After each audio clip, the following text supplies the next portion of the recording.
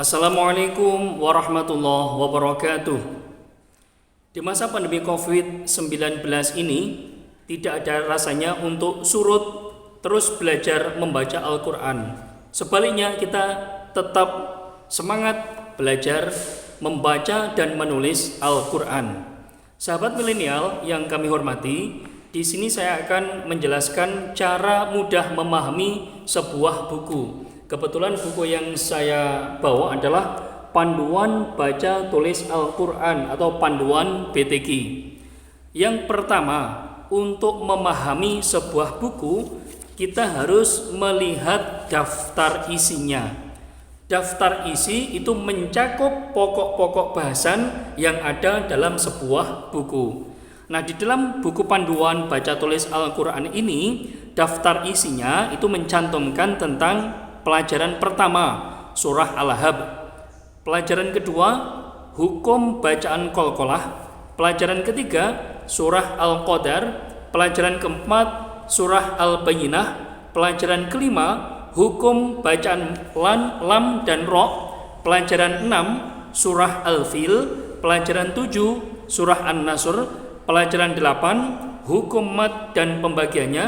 Pelajaran 9, surah Al-Infitor. Pelajaran 10, surah Al-A'la. Pelajaran 11, surah Al-Mutaffifin. Selain itu, yang pertama tadi tentang memahami daftar isinya terlebih dahulu. Yang kedua, untuk memahami sebuah buku, maka kita pun perlu untuk membaca glosarium yang ada di dalam sebuah buku. Glosarium adalah istilah-istilah kata yang disusun secara alfabetis untuk memudahkan pemahaman tentang makna kata yang dipakai di dalam sebuah buku. Nah, yang kedua tadi tentang glosarium. Sekarang yang ketiga, untuk memahami sebuah buku, maka kita harus melihat kompetensi dasar dan juga indikator tercapainya kalian membaca sebuah buku. Misalnya tentang pelajaran 1. Pelajaran 1 tentang surah Al-Lahab, kompetensi dasarnya mampu membaca surah Al-Lahab. Maka indikatornya siswa mampu membaca surah Al-Lahab dengan fasih sesuai dengan ilmu tajwid. Ini kaitannya dengan membaca Al-Quran surah Al-Lahab dengan ilmu tajwid, dengan fasih. Ya. Jadi indikatornya membaca surah Al-Lahab dengan fasih. Yang kedua, kompetensi dasarnya mampu mengartikan surah Al-Lahab.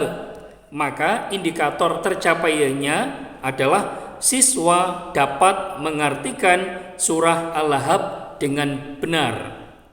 Yang ketiga, kompetensi dasarnya mampu menyalin surah Al-Lahab. Maka indikatornya siswa mampu menyalin surah Al-Lahab dengan benar. Nah, itu cara mudah untuk memahami sebuah buku. Yang pertama tadi adalah membaca daftar isinya. Yang kedua, membaca glosarium istilah-istilah kata yang dipakai di dalam buku ini. Yang ketiga, memahami kompetensi dasar dan juga indikator tercapainya bahwa kalian itu bisa memahami sebuah buku. Yang tadi saya contohkan tentang pelajaran 1 surah Al-Lahab, maka yang pertama indikatornya siswa mampu membaca surah Al-Lahab dengan fasih sesuai dengan ilmu tajwid. Yang kedua, siswa mampu mengartikan surah Al-Lahab dengan benar. Yang ketiga, siswa mampu menyalin surah Al-Lahab dengan benar. Artinya apa?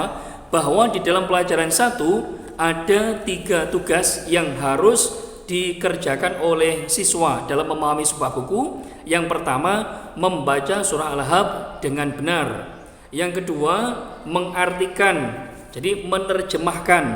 Yang ketiga, menyalin atau menulis surah Al-Lahab menggunakan tulisan tangan. Nah, itu indikator tercapainya pelajaran 1 untuk surah Al-Lahab.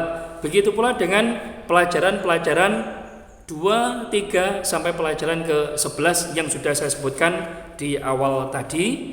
Begitu caranya lihat dulu kompetensi dasarnya, indikatornya dibaca, misalnya siswa mampu, nah mampunya mampu apa? Siswa mampunya mampu apa? Nah, itu nanti jika kalian betul-betul mampu, maka belajar kalian itu sudah tercapai.